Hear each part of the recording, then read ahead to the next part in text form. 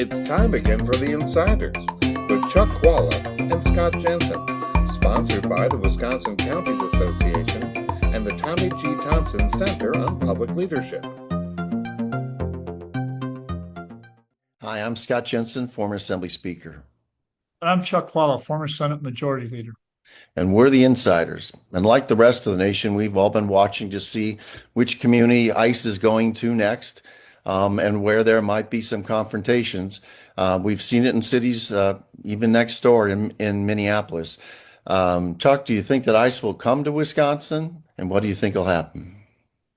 I think it's really an open question. I think had the events in Minnesota not occurred, I think it would have happened because what's going on here is it, as people say, it's not about deportation at this point. It's about the cruelty and it's about intimidation and it's about the election. Finally, Steve Bannon has put it right out there that we're going to have ICE at all the polls and we're going to make sure that people. And I think that if it's about intimidation, then you would think they would want to come to Wisconsin, go to Milwaukee, go to the places where there would be black and brown people voting, and let them know that you'll intimidate them and that they better not show up at the polls because they might get arrested and be taken away from their family. I've talked to people who have family in Minnesota. There are a lot of Hispanic people in the United States legally who will not even go out grocery shopping because they're afraid of what will happen. Now, I think what's going on, I think that some people in the MAGA movement are realizing, and as Trump has said, maybe we have to be a little lighter touch. I think they now realize that whatever advantage they get from intimidation and cutting back on the number of people going to the polls, and by the way, those people are all citizens. If they are fooled by their own rhetoric that there are all these illegals voting, let them go ahead and maybe they will do it. But that's not what it is. We know that that's not the case. There have been enough examination of our polls. So the bottom line is, I think now the smarter people in the MAGA movement are going to say, hey, this is not going to help us. This is only going to drive independents further in the direction of the Democrats because they're voting their own. This is their only way to vote against Trump. So I wonder if they will. I bet that plan was there to do it, and I bet the plan was there to do it in every marginal state. But I think smart, cooler heads may be prevailing on the Republican side, saying, "Is this really a smart move? Do you think we're really driving these swing states in our direction with this? Or are we going to be hurting our own candidates?" And when you see somebody like Ron Johnson disagreeing with the approach that Trump is taking with regard to the aggressiveness, I think that tells you that there are more voices now going to say, no, let's stay away from this. And by the way, they were smart to try this in Minnesota. They lost nothing. Minnesota's a pretty sure Democratic state. But I'll tell you what, now that they've seen the reaction, if I am them, I would say no. If they show up, it's a terrible thing for Wisconsin. And by the way, it doesn't just have to be Milwaukee. You talk to farmers in the state. They say that 70% of the population of people that are working on farms, and our dairy farms now aren't the 50 cow farms of the olden days. They're 200, 300,000 cows. They have a lot of Hispanic workers. They can't afford to lose those folks. So I think that cooler heads will prevail with MAGA. They won't be showing up all over, and I think they won't come to Wisconsin. But if they do, I think it's a political mistake, and I think they will reap the harvest in November, and it won't be a good harvest. It is amazing what has happened in the course of the last year. A year ago, when this effort first started, Republicans, independents, and even Democrats supported the notion of taking violent people who are here illegally and deporting them. It was cheered by both sides of the aisle. Only a small portion of the progressive left was outraged by it. The rest of the public was like, if they're here illegally and they're committing crimes, they're gone. We got off of that message. They then began to try to reach broader into communities to get other people who are here illegally but may not have committed a crime and say, we're scooping you up as well.